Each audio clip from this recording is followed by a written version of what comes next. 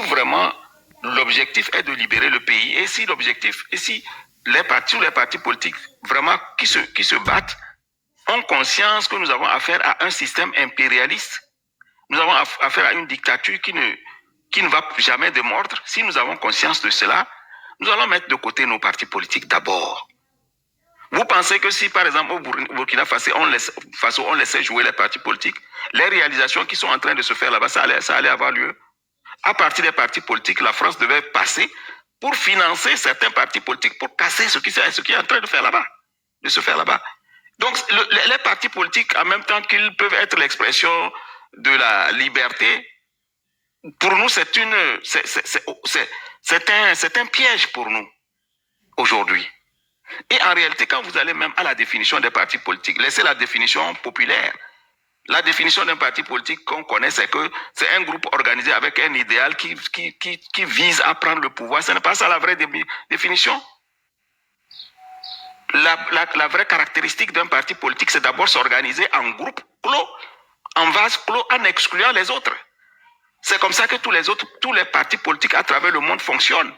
Ce n'est pas des entités qui sont faites pour promouvoir la liberté et la paix dans un pays. Quand on le dit, les partisans vont réagir pour dire non, on a ceci, on a... Non, mais non. Les partis politiques fabriquent ce qu'on appelle la passion collective. Chaque parti politique crée la passion collective. Vous vous sentez, quand vous êtes proche d'un parti politique, vous êtes en sécurité. Mais quand vous sortez de ce cadre-là, vous êtes en danger parce que les autres vont vous attaquer. C'est ce qui s'est passé après la conférence nationale au Togo. Maintenant, qu'est-ce que nous devons faire? Est-ce que nous allons continuer comme ça? Il faut que les partis, même les gens qui sont des partis politiques et qui veulent vraiment le changement et qui comprennent la nécessité d'un vrai changement, mettent de côté leur parti politique, jouent pour la nation. Vous pensez que si, avant la conférence nationale, il y avait les partis politiques, on aurait fait le 5 octobre? Ce n'était pas possible. Donc, c'est ce que je peux dire au sujet des partis politiques. Il faut les mettre en veilleuse d'abord. Je voudrais faire une objection, oui, s'il vous plaît. Coco, j'ai quelque chose à te dire. Coco, s'il te plaît. Moi, je m'arrête Monsieur ce que je voulais dire. Oui. Je voulais vous dire une seule chose. Je pense que MFA, y compris le grand fait dit tout à l'heure, quand j'entends les propos, je pense que nous sommes un peu sur la même onde de compréhension. Ça veut dire que nous sommes tous conscients aujourd'hui que la réalité politique togolaise est faite dans la violence, que les partis politiques n'ont même plus, par exemple, les sympathisants. La masse aujourd'hui qui se prononce en matière de système électoral indépendant pour prononcer à une élection libre n'est pas respectée. Aujourd'hui, nous ne pouvons pas aller à une élection au Togo où on dira l'opposition politique a gagné à une élection par les unes. Ça, nous sommes tous conscients, nous le savons bien. Monsieur Edissé a dit que essayons d'éduquer, de veiller, de communiquer toujours. Mais pourquoi ne pas adapter l'idéologie de la même manière que ceux qui sont en face de nous de l'exploiter, compte tenu des propositions qu'Okouvi est en train d'évoquer? C'est ma question. Tout d'abord, avant qu'il n'aille sur cette question, je voudrais corriger un peu ce qu'il avait dit, s'il vous plaît. En toute humilité, le rôle des partis politiques n'est seulement pas de s'organiser tel il venait de le dire, mais c'est de peser aussi sur la vie politique du pays par une autre vision de leur projet de société visant à améliorer le quotidien des citoyens. C'est pourquoi dans comment l'appelle-t-on, l'exercice des activités politiques d'un parti politique, les leaders de ce parti vont à l'encontre du peuple pour exposer leur projet de société et par des élections législatives, ces partis ont la possibilité d'avoir des députés à l'Assemblée nationale au sein de diverses commissions pour assister, pour faire de contrepoids et apporter leur expertise dans les décisions qui seraient prises pour le bien de la population. Donc, c'est toute cette petite correction que je voudrais apporter. Je n'ai pas bien compris la correction, s'il vous plaît. Je dis, les partis politiques n'ont pas pour vocation nécessairement de prendre le pouvoir. C'est la définition qu'on donne, hein, c'est la définition officielle, c'est ce que moi j'ai étudié en droit. Mais des partis politiques pèsent dans la vie politique, plus précisément par leur représentation, en présentant un contrepoids, contrebalance dans les prises de décision pour le Non, mais bien-être c'est quand, des populations. c'est quand vous n'êtes pas au pouvoir que vous êtes le contrepoids. Oui, oui, ça ne veut pas dire que vous ne travaillez pas à conquérir le pouvoir. non nécessairement pas nécessairement pas conquérir le pouvoir, parce que il y a certains partis politiques, leur impopularité ne leur permettra jamais d'arriver au pouvoir. Mais oui, mais c'est pas dit qu'ils ne vont jamais arriver au pouvoir. S'ils ont les moyens, ils vont arriver. L'objectif d'un parti politique, c'est de conquérir le pouvoir. Maintenant, s'ils n'ont pas les moyens, d'accord. Sinon, leur objectif, parce qu'ils se mettent en opposition au pouvoir, à la majorité. Et donc, ils ont des objectifs contraires. Alors, ils veulent monter au pouvoir également pour dérouler leur projet. Et absolument. Ils deviennent la majorité. Et il y a donc un camp de l'opposition qui se forme également. Et c'est comme ça. Donc, exactement. Avant d'arriver à ce point où le parti politique pourrait conquérir le pouvoir, il va falloir nécessairement que ce parti politique présente un projet de société au peuple, un projet auquel le peuple adhère, et à travers les élections, le peuple s'exprime pour donner sa confiance aux leaders que ce parti politique présente. Au Togo, par exemple, le problème ne représente pas les partis politiques. Bien sûr, la diversité peut être dans la vie politique, où on a des multitudes de partis politiques, peut présenter aussi des inconvénients, tels que nous le savons déjà. Mais au Togo, par exemple, les partis politiques ne sont pas ceux qui empêchent l'alternance au Togo. C'est plutôt le camp en face qui empêche l'alternance au Togo par le résultat des élections, c'est-à-dire l'expression du vote des Togolais. Et c'est ça qui représente le vrai problème au Togo, pas les partis politiques. Non, je m'inscris en faux contre cela, parce que vous n'avez pas compris ce que j'ai dit. Le parti politique, de par son existence, j'étais là quand on luttait pour la charte des partis politiques, j'ai participé à ça. J'étais là je veux les partis politiques. Est-ce que nous pensions que ça fait partie de l'expression démocratique? Mais à la réflexion, lorsque vous avez des partis politiques, attendez d'abord, la naissance même des partis politiques au Togo date des années 41. Quand les Français ont voulu empêcher que les nationalistes gagnent, qu'est-ce qu'ils ont fait? Ils ont créé des partis politiques. Cela veut dire que les partis politiques peuvent servir à beaucoup de choses. Donc si vous ne faites pas attention, même votre ennemi, celui qui a mis fin à l'indépendance du Togo, celui-là même va créer des partis politiques. C'est ce que je dis. Ça veut dire qu'il faut comprendre que les partis politiques, c'est un piège. Pour le moment, pour nous. Il faudra vraiment mettre nos forces ensemble, lutter pour obtenir vraiment ce qu'on appelle, si vous voulez, la démocratie, ou bien l'alternance, ou bien la possibilité d'un jeu égal. C'est pour ça que je vous ai rappelé démocratie d'abord, multipartisme ensuite.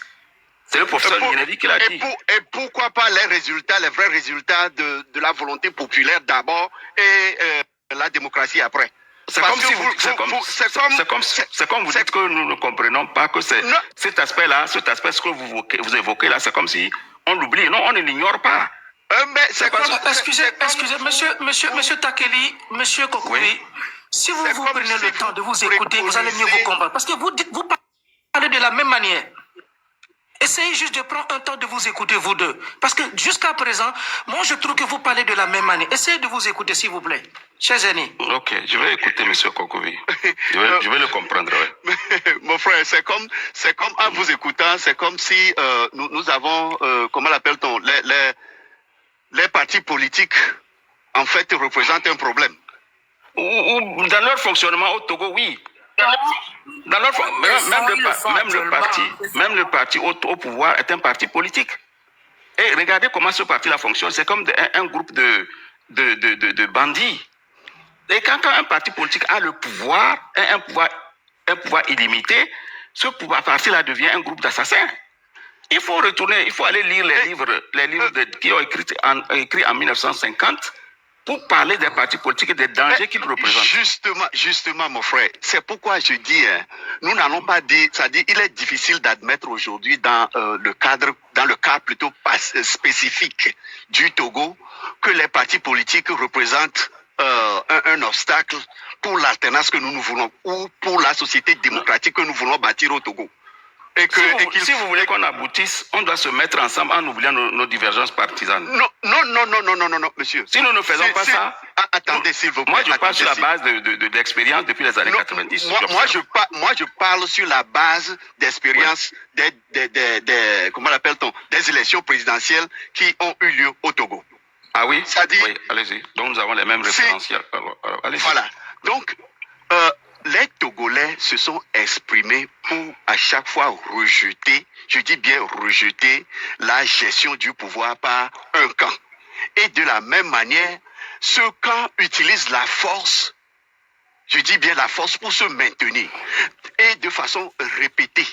Donc, dans ce cas, nous ne pouvons pas dire que les partis politiques représentent, ou bien, comment on appelle, la diversité dans la vie politique à travers les partis, l'existence des partis politiques représente un obstacle et qu'il faut, comment l'appelle-t-on, les mettre en veilleuse. Les mettre en veilleuse ou bien, promouvoir ou bien aller par un parti unique d'abord. Non. Non, c'est le piège, ça. C'est que, quand ce que vous dites là... S'il vous plaît, les amis, s'il vous plaît, vous deux. Et je ne sais pas, finalement, on est perdu. Exactement. Voilà, et il y a trop de va-et-vient. En fait, c'est que vous deux, vous refusez de vous écouter, comme Mohamed Loum l'a dit. Et pour finir, Mohamed Loum a posé une question. Et la réponse est allée dans tous les sens. Il a posé la question de savoir, est-ce qu'il ne faille pas trouver un leader au sein des partis politiques qui existent, c'est-à-dire le parti politique, par exemple, qui a une grande représentation nationale et au niveau de la diaspora. Et la réponse avait été déjà donnée en disant qu'on ne peut pas se focaliser sur un parti politique parce qu'ils ont leurs objectifs, ils ont leur idéologie qui peut-être ne sont pas partagées par d'autres. Et qu'on a dit également qu'un leadership se manifeste, s'identifie à travers son charisme et tout ça. Donc la réponse était déjà donnée. On devrait... Merci. Monsieur Edissé, si vous le permettez... Je crois que quelqu'un... Vous avez parlé si vous le permettez, monsieur Joseph Takeli, si vous le permettez, je voulais prendre des propos de monsieur Ruffin. Ruffin vient de dire quelque chose qui est très important au cours de ce débat. Je vais le prendre par ses propos. Ruffin dit que depuis 1967, après le coup d'état militaire au Togo, Eyadema a su consolider, à former une armée de fait et non une armée républicaine comme le peuple togolais. Et de deux, nous tous, nous savons bel et bien là où nous sommes sur cette panne, chers Zerné, nous connaissons Rabia vient de nous rejoindre. Nous savons bel et bien aucune élection indépendante ne peut être nommée aujourd'hui libre d'opinion que l'opposition politique togolaise a gagné à une élection. Je reprends bien mes propos. Monsieur Ruffin vient de dire que Eyadema est le père fondateur aujourd'hui d'une armée de fait et non républicaine contre la répression du peuple togolais. De deux, toutes les élections politiques au Togo que nous avons participé, l'opposition politique n'a jamais eu à avoir la liberté dont la population s'est exprimée indépendamment. Des élections truquées, assassinat d'hommes, réfugiés politiques, assassinat comment appelle-t-on, de chefs partis politiques.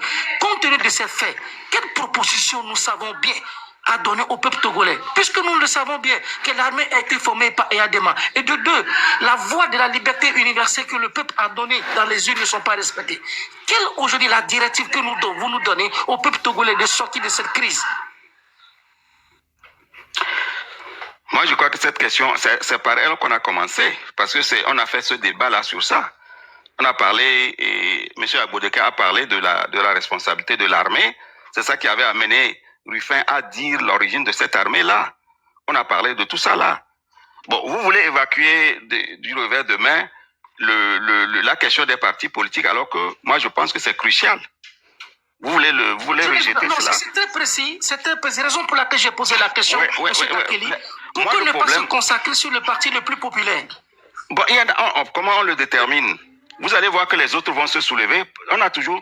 Qu'est-ce qui explique que les Togolais ne peuvent pas se mettre ensemble?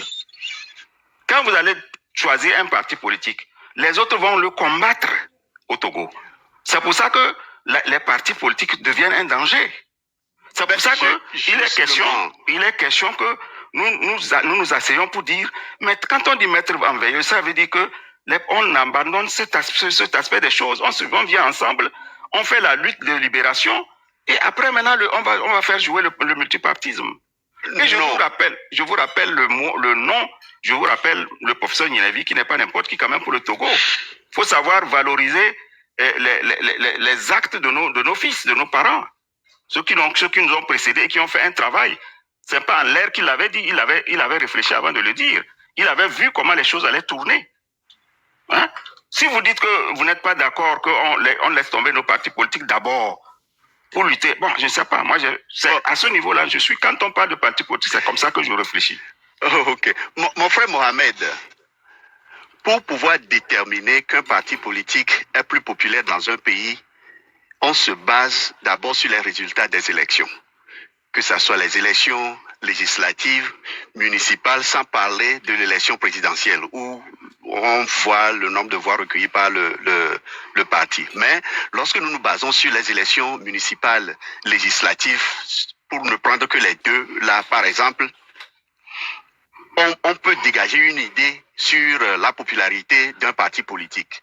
Et nous tous, nous savons très bien que, comme mon frère Joseph Takili l'avait dit, que nous ne sommes pas dans un système démocratique. Donc, les élections n'ont jamais été organisées de façon transparente pour pouvoir dégager les vrais résultats et savoir tel parti, qu'il soit de l'opposition ou de la mouvance présidentielle, est populaire ou est arrivé à tel degré de popularité. Donc, ça n'a jamais été le cas au Togo. Donc, il est impossible de dégager un parti qui a plus de popularité au Togo. Est-ce que vous voyez? Donc là, c'est ce que je voudrais vous dire. Impossible. Maintenant, si on arrive à avoir un militaire qui prend, par exemple, le pouvoir, une hypothèse, vous pensez que ce militaire-là ne va pas mettre en veilleuse les partis politiques d'abord? Dans le cadre d'une transition, voilà. Oui, non, c'est exact. Mais on n'a pas dit qu'il faut bannir l'exercice des partis politiques. Il faut les mettre en veilleuse, c'est le mot que j'utilise. Ok, mais dans le cadre actuel, comme vous n'aviez pas précisé que si un militaire prenait le pouvoir dans le cadre d'une transition, là d'accord, mais je vous ai donné l'exemple du Sahel, non? Quel était l'objectif? Quel était l'objectif de mon allusion au Sahel? Monsieur Takeli? Oui. J'ai fini par comprendre au cours de ce débat que nous parlons de la même manière. Et quand je prends les propos, surtout de notre frère Kokouvi, je le comprends, sa posture dans laquelle il est. En tant que militaire, déjà, lui, il n'a pas d'autre chose à faire. Kokouvi ne sait pas cultiver. Kokouvi ne sait pas, excusez-moi, n'a pas fait le droit. Kokouvi ne sait pas vendre de l'avion. C'est un militaire qui connaît que les âmes. Quand tu dis ça, non. Ça va limiter. C'est pas bon. C'est une façon de parler. Nous sommes tous cultivés. Ok, non, j'ai pas dit qu'il n'est pas cultivé, je n'ai jamais dit ça. Ok, d'accord, m'excusez. Non, je vais tout juste ici, dire. Je vais tout juste dire. Oui, mon frère Mohamed, ici, là. Kokouvi n'est pas administrateur. Kokouvi n'est pas administrateur. Kokouvi n'est pas commerçant. C'est un militaire, il ne connaît que les armes et les choses peuvent se régler par des armes. Donc je pense que les propos de M. Kokouvi, moi je finirai par vous dire, je ne vais pas être hypocrite. Chers aînés Ruffin et Joseph Takeli et grand frère Rabia, je ne serai pas hypocrite. Moi, je viens de vous le dire. Moi, tout ce que j'ai vécu dans la main de ce pouvoir, Frank Bojona, j'ai fini par comprendre que le système électoral ne sera jamais respecté. Ça, c'est un. Deux, les propos de notre frère Ruffin, tel qu'il vient de le dire, que l'armée est une centre républicaine dont aucun on imagine, c'est faux. C'est le pouvoir reste au pouvoir par la dynastie de Nyasingbe et son clan. Donc, il faudrait trouver un autre rapport de confiance et que essayer de sensibiliser, nous allons le sensibiliser. Mais si nous avons un devoir aujourd'hui patriotique pour satisfaire le désirata des Togolais, il faut trouver un rapport de force. Et les rapports de force, nous en avons aujourd'hui des militaires qui quittent l'armée togolaise au quotidien. Nous en avons des militaires aujourd'hui dans cette armée qui ont servi le pouvoir en place, aujourd'hui qui ont été remerciés en monnaie de singe, qui ne vit plus sur le terrain national. La preuve en est, nous avons le mouvement qui est là, à Civito. À Civito a été inculpé. Pourquoi nous savons toutes choses, d'où vient le mouvement Acivito. Nous avons le commandant Olivier Ama, y compris ses confrères qui ont été embastillés d'une mensonge de gré ou de force dans une affaire de coup d'État. Aujourd'hui, le commandant Olivier Ama est là. Kokouvi est là. Ces militaires aujourd'hui qui sont dans la diaspora, ils savent que tirer, ils ne savent pas vendre des beignets. Ce sont des militaires. Pourquoi ne pas faire un recours à ces hommes et de trouver un rapport de force aujourd'hui pour régler ce problème?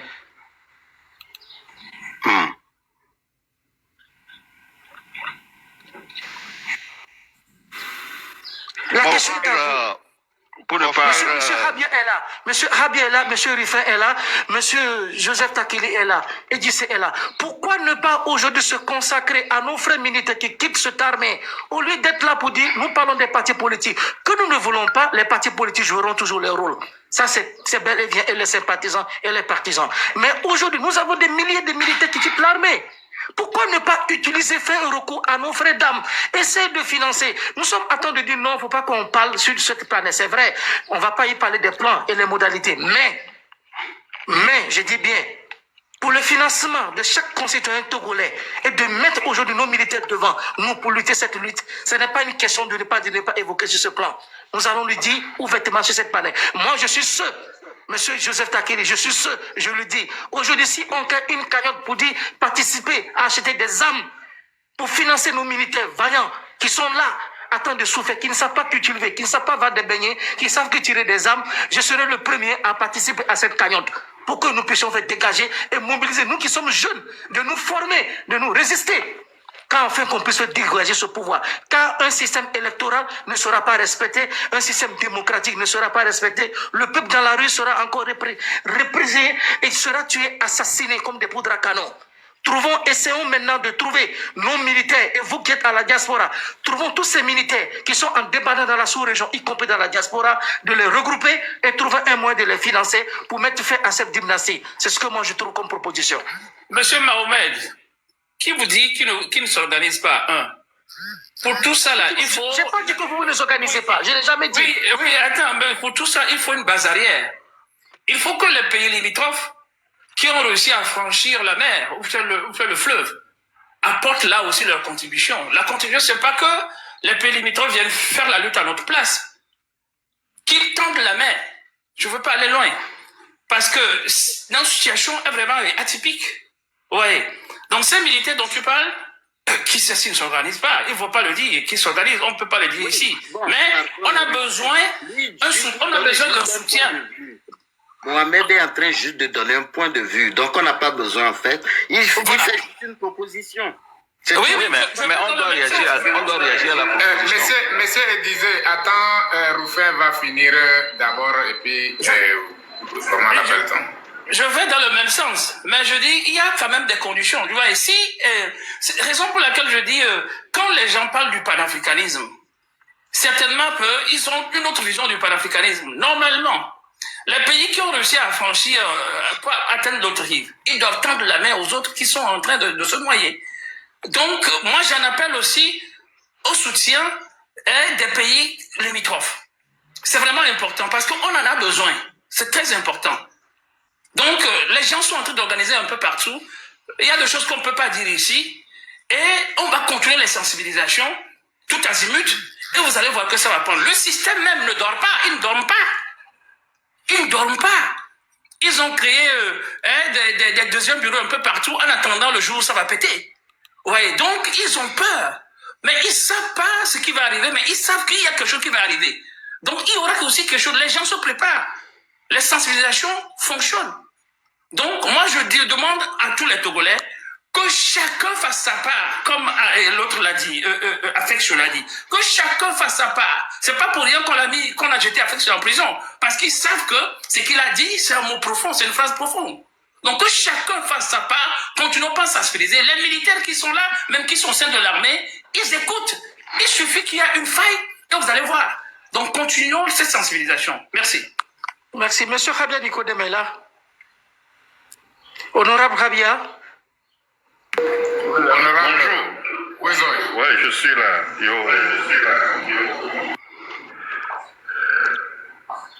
Ouais.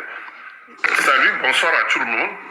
Bonsoir, je suis là, j'écoute le débat, un débat très important. Je salue mon frère, le grand combattant Joseph Takili. Merci beaucoup. Ça fait longtemps. Hein? Belle lurette. Belle lurette. Ouais, c'est ça. Il dit salut.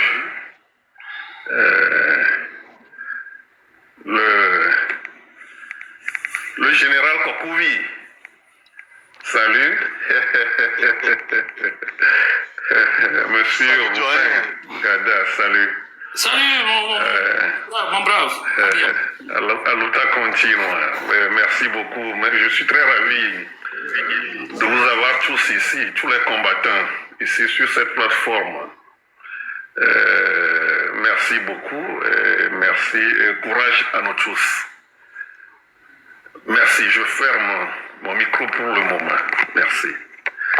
Salut Mohamed Loum, le grand prisonnier. Le grand combattant pour notre pays. Cher grand frère, monsieur Rabia Nicolem, je voulais vous dire quelque chose. Moi, j'ai tellement une émotion quand je vois, je sais pas, Takili, Kokouvi, Dissé, tout le monde est là. Ça veut dire que je suis pressé de rentrer chez moi. Je suis chez mon papa, je suis au pays paternel, chez mon père au Sénégal, mais j'aime tellement le Togo et cette affection maternelle me manque tellement. Et je tiens à vous dire, en tant que chers aînés parmi nous, essayez de nous mobiliser, essayez de reconquérir la conquête du pouvoir, essayez de montrer votre sagesse des années 90. Quels sont les chemins à abriter quand on puisse trouver une solution à la lutte togolaise, Joint? Je sais qu'on ne va pas dire toutes les choses sur cette panel. On va pas être là pour dire il faut un arrière-base, il faut faire ceci, il faut faire cela. Je le sais. Mais du côté des finances, si vous pouvez nous aider, dites-le nous. Nous allons financer. Je vous dis aujourd'hui, si une cagnotte est lancée, je peux apporter quelque chose. Moi, aujourd'hui, je vais vous dire la vérité. Je ne vais pas vous le cacher. Je suis au Sénégal, ne pensez pas que moi je dors. Je suis en train d'aller à des écoles privées militaires. Je suis en train d'aller à des écoles privées militaires formées par des Russes. Je le dis, je ne vous cache pas. Je ne vous cache même pas. Aujourd'hui, je tiens à vous dire, vous mettez un âme dans la main de Mohamed Loum, je sais manipuler un âme. Je ne vous cache rien. Je ne suis pas hypocrite, je ne serai pas hypocrite. Je participe à des entraînements. C'est un bon train qui passe à côté de moi. Je suis à quelque part, il y a un train qui passe là. C'est ça. Exactement. Blue Line, Je vous en demande pas, bon chers amis. c'est le Blue Line de... comment il s'appelle? Non, c'est le train qui porte. C'est le train. Ok, mais c'est pas le trait magique là, ou bien c'est... Non, c'est le train qui porte de l'or. C'est de l'or et des diamants. Ah ok, je pensais que le trait magie là. Non, il y a Mes chers aînés, nous avons famille. toujours eu l'opportunité de dire non, ne parlons C'est ça. pas. Le Togolais est trop silencieux. On nous est trop opprimés. Essayez maintenant de nous dégager de ce stress. On ne veut plus. On est fatigué, s'il vous plaît. Chers aînés, Nicodème Rabia, Joseph Takeli, Kokouvi, Ruffin, Edjissé, essayez de revivre la confiance de la jeunesse. On nous est trop opprimés. Non, trop, c'est Ouais, trop. monsieur Loum, ce que je voudrais dire ici, moi je suis bien votre débat. J'apprécie toutes les interventions et des vérités des uns des autres. Je crois que tout ce que Joseph Takeli sait, c'est qu'il connaît des choses, des vérités. C'est ça, c'est pourquoi il insiste sur le problème des partis politiques. Il y a 8 ans de partis politiques.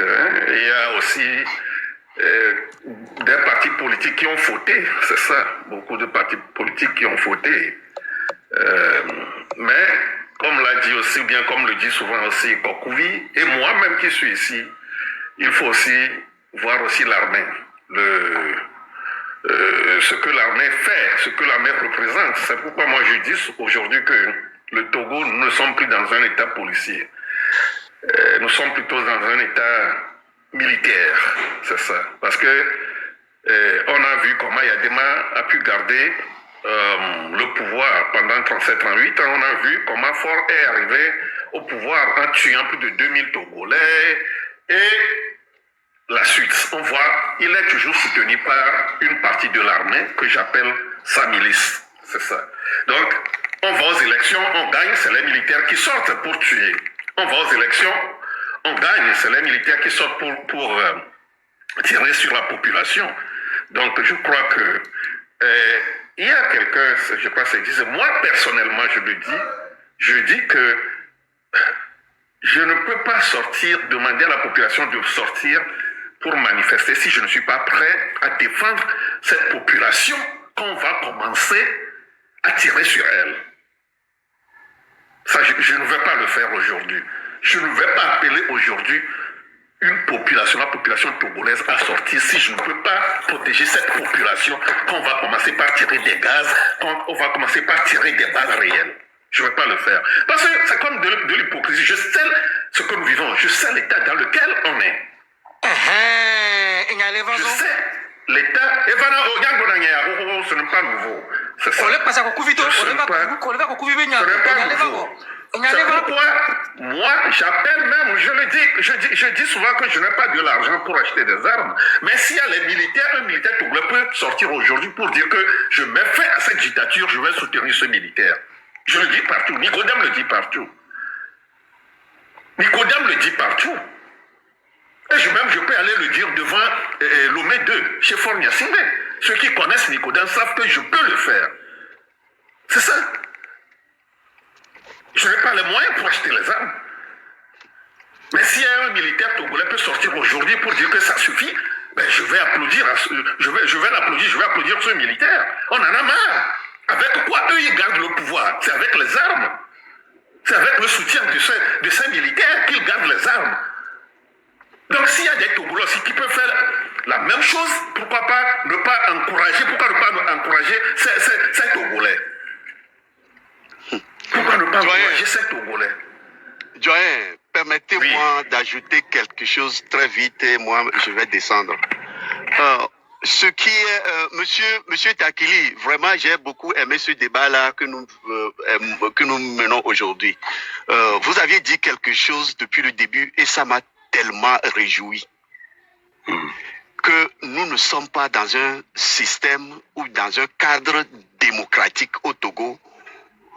Ça m'a vraiment plu. Moi, c'est ce genre d'honnêteté que j'aime. Et je vous remercie beaucoup d'avoir eu le courage de le dire haut et fort.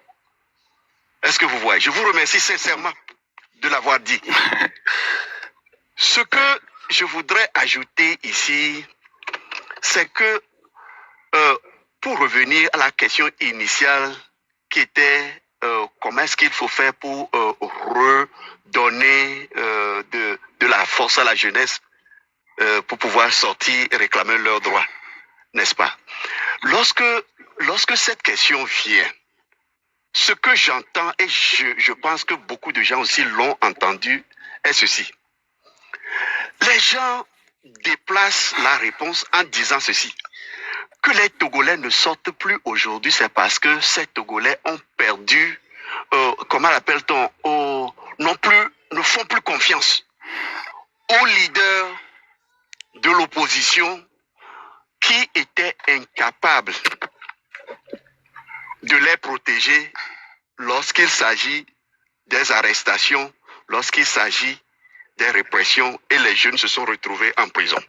Moi, je ne vais pas citer le nom ou bien les noms qui ont répété ça, mais je peux même vous apporter des vidéos.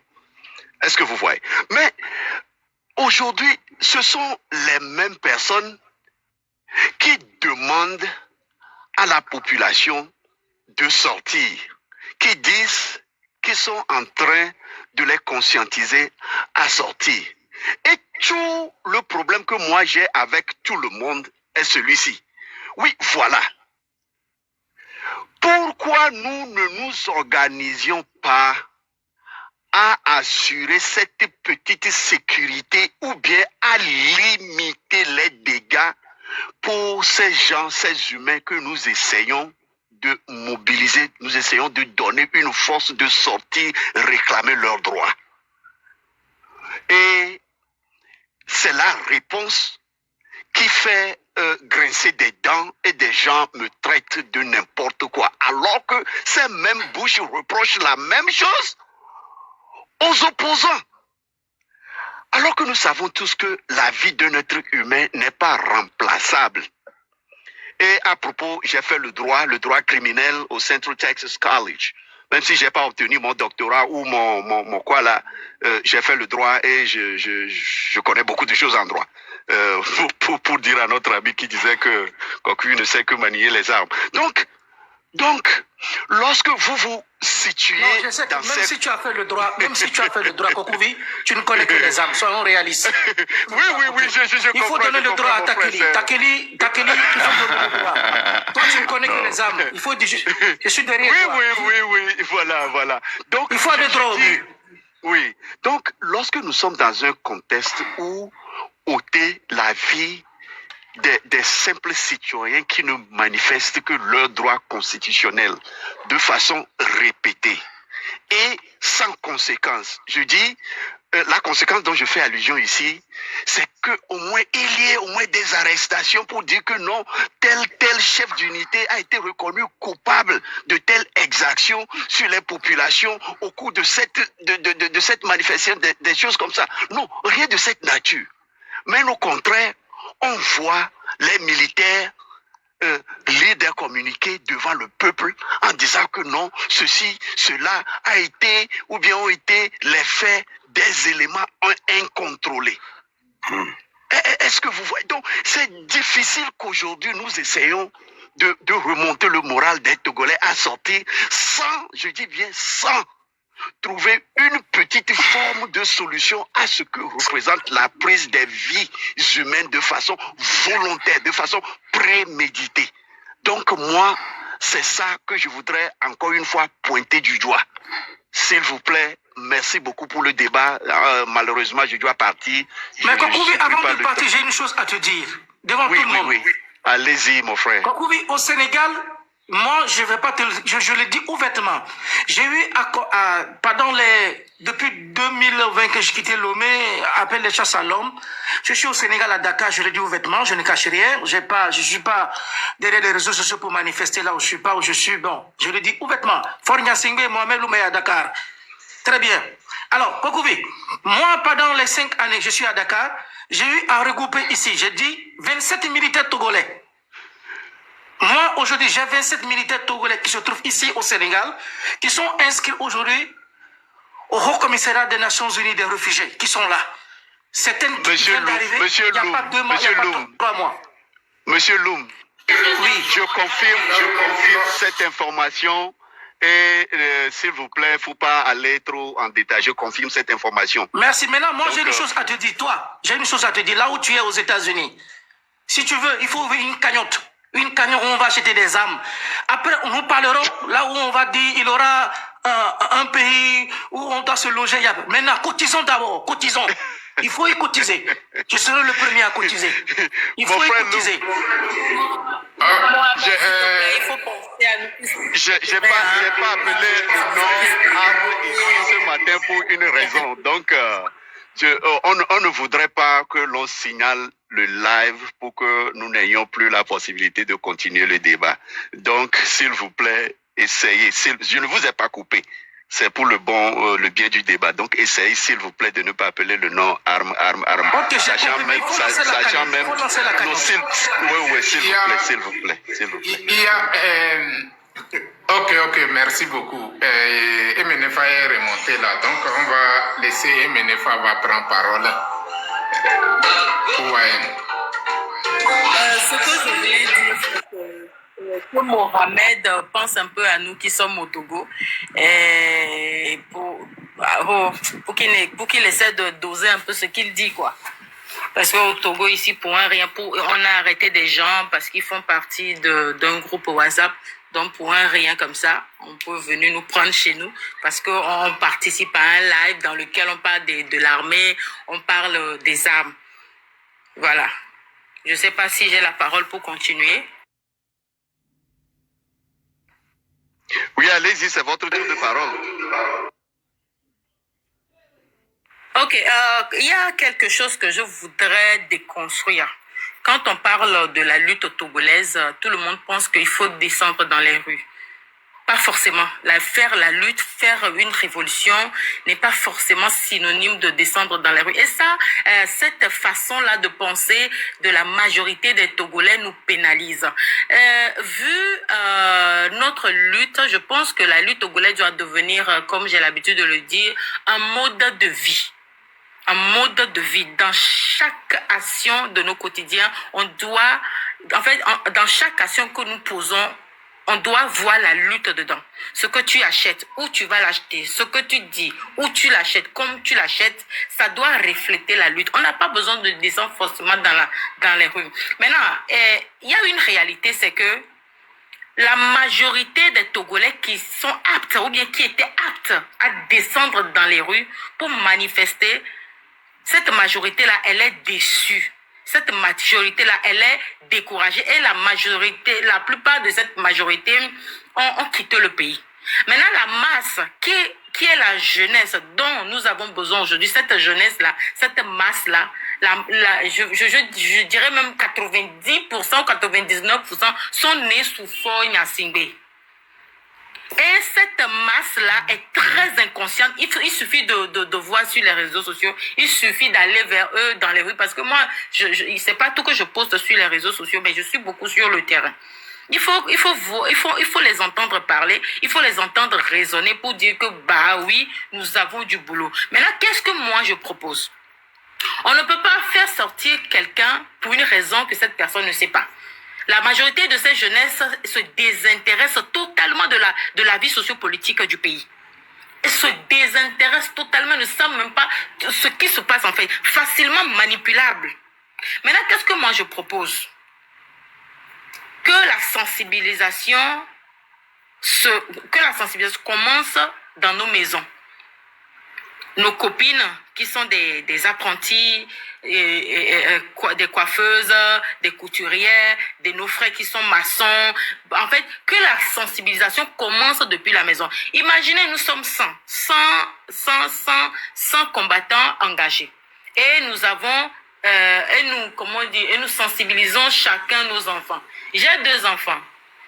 Minimum 3 enfants, chacun a 3 enfants, 100 multiplié par 3, ça fait 300. Imaginez nos 300 enfants-là, en fait, conscientisés, formés, aguerris, apprêtés demain.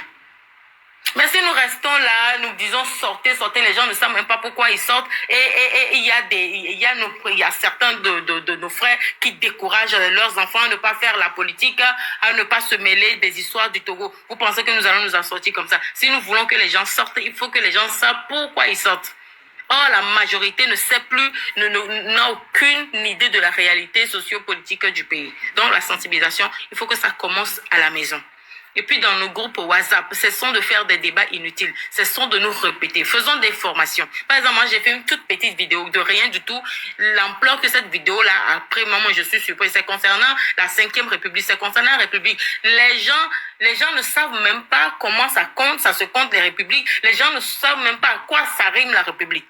Dans cette petite vidéo que j'ai fait, ça a ouvert les yeux à beaucoup de personnes. C'est là que j'ai compris qu'on manque de connaissances, on manque d'éducation. Donc, si dans les lives, ou bien sur nos plateformes WhatsApp, on peut faire des formations, des conscientisations, ça va porter. On pense que ça ne donne pas, mais ça donne.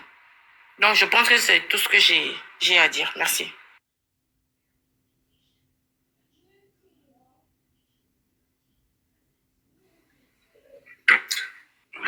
Moi, je vais juste vous laisser. Sinon, c'est un débat très intéressant. Ce que j'ai vu, c'est que nous-mêmes, nous devrions continuer par nous mobiliser, nous sensibiliser sur certains sujets qui se rapportent donc à cette lutte, parce que entre nous aussi, il y a trop de tiraillements, il y a trop d'incompréhension.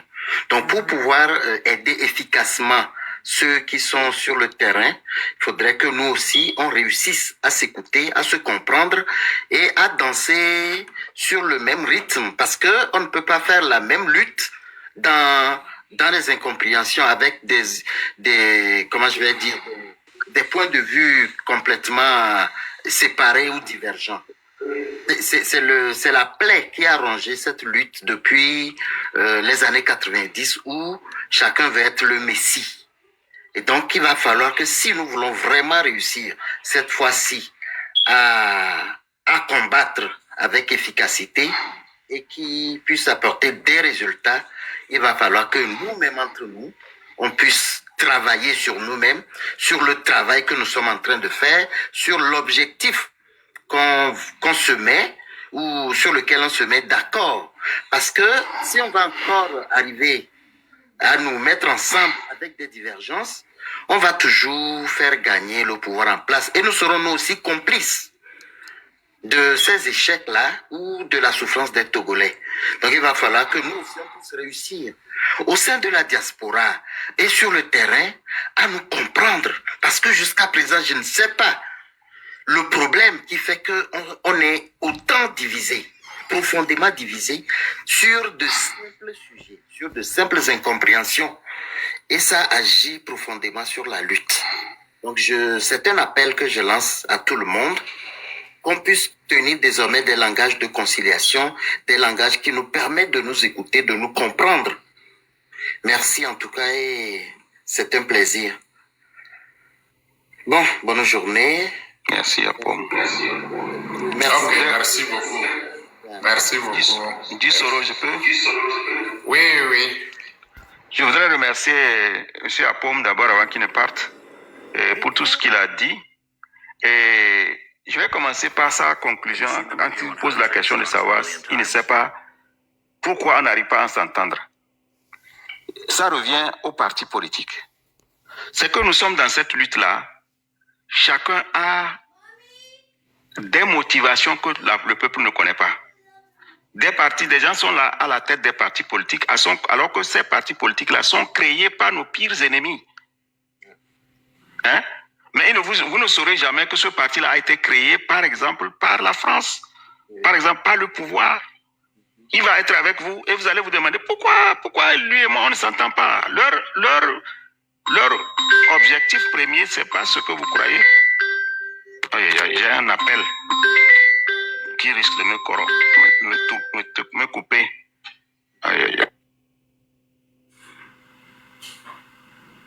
Bon, je peux Bon, dire quelque chose avant qu'il ne revienne? bonne journée, la lutte continue. Merci. Merci, M. Apom. Merci beaucoup pour votre contribution. Je voudrais ajouter encore quelque chose.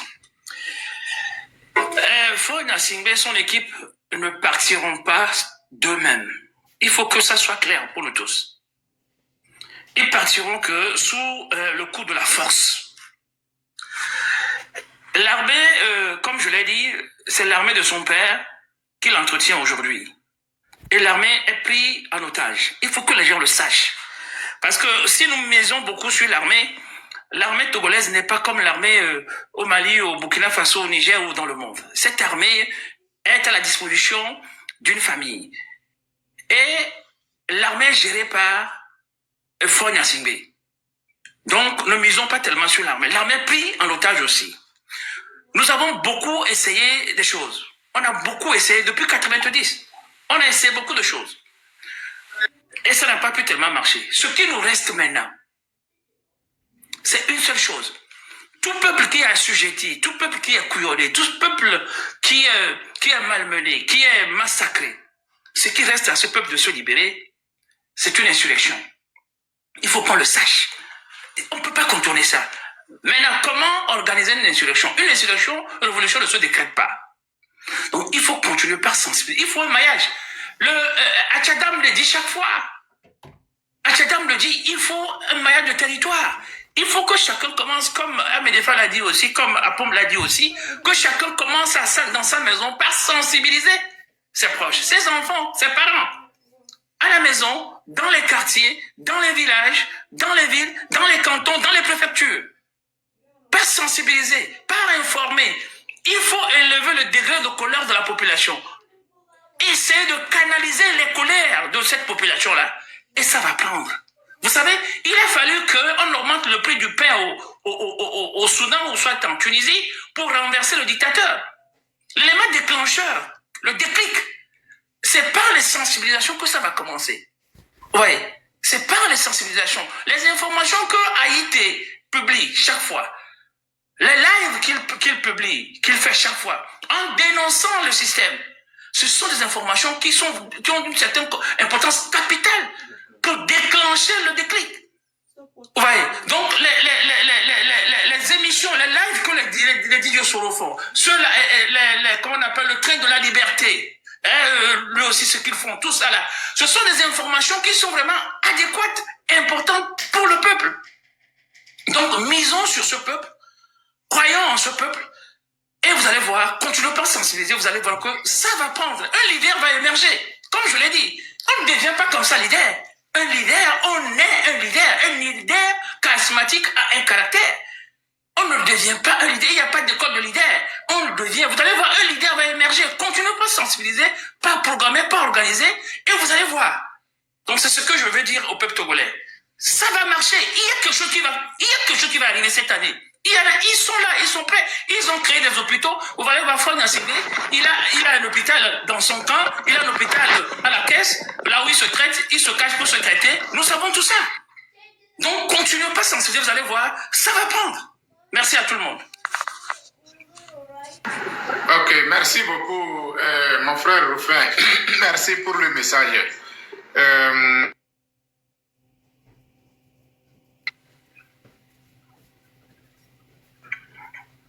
Oh. Je crois que j'ai des problèmes. Vous m'entendez?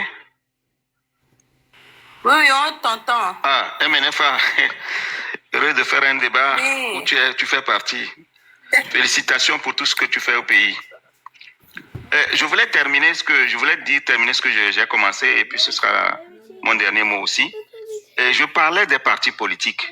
Je voulais dire que les partis politiques souvent sont créés par ceux que vous ne soupçonnez pas. Je vais prendre un exemple lointain pour illustrer ce que je suis en train de dire. Vous savez que Eyadema a financé la création du NPP, non? Au Ghana. Vous avez vu le travail que le NPP a fait pour retarder le Ghana avec l'appui de la France. Donc, tous les partis politiques que vous voyez là, ils ne jouent pas ils ne font pas le même travail que vous. Donc, c'est pour ça que je préconise que chacun se mette à l'écart des partis politiques. Partis politiques qui sont conscients, qui veulent ce que nous disons là, ils vont comprendre ce que je dis. Donc, on se met de côté, on travaille de façon citoyenne, et puis on fait le combat, on en finit avec la lutte, et après, quand le jeu démocratique va commencer, ceux qui étaient supposés être les grands partis politiques, on va les voir. Donc, ils font tout pour empêcher et nous mélanger avec des gens qui ne sont pas authentiques. C'est ce que je voulais dire au sujet des partis politiques pour terminer. Maintenant, pour l'armée, tout le monde doit savoir, et tout le monde doit être convaincu que l'armée est notre problème premier au Togo.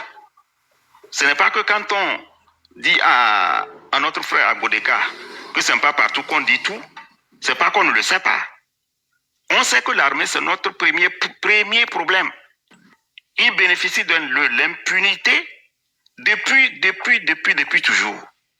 Et ils sont dans la logique de maintenir ce système-là pour jouir de l'impunité à jamais. Donc nous devons tous le savoir. Et comme nous n'avons pas les armes, nous devons savoir que la seule arme qu'il y a, c'est que le peuple, quand le peuple se soulève, il n'y a même pas un militaire qui s'arrête. Le jour où tout le peuple sera sensibilisé à comprendre que son malheur vient de cette armée-là, même l'armée va commencer par fuir.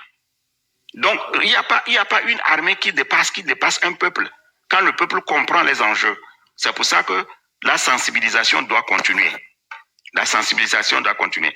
Je vais terminer en appelant l'armée à la citoyenneté, à comprendre que rien ne se fera dans ce pays-là sans elle, et elle doit comprendre que ce qu'elle fait aujourd'hui, c'est ça qui fait que elle-même, elle est malheureuse, cette armée-là, que le militaire togolais est malheureux. C'est le travail que l'armée fait qui fait que le militaire togolais est le plus malheureux de l'Afrique. Le militaire togolais est le plus malheureux de l'Afrique. Et je termine en disant à l'officier qui a fait l'audio tout récemment et qui a parlé, ça a circulé, mais je l'appelle, ainsi qu'à ceux qui vont écouter ce que je dis, à se demander, quand un militaire se dit, moi je suis militaire, je suis un soutien du régime par conviction. Je suis le soutien de ce régime-là par conviction. Qu'est-ce que ça veut dire? Ça veut dire que tu es pour le parti un parti politique. Ça veut dire que moi, si j'ai un problème, je ne peux pas recourir à toi. Je ne peux pas bénéficier de ta protection. Mais ça, c'est extrêmement grave. Un militaire ne peut pas dire je fais partie d'un parti politique.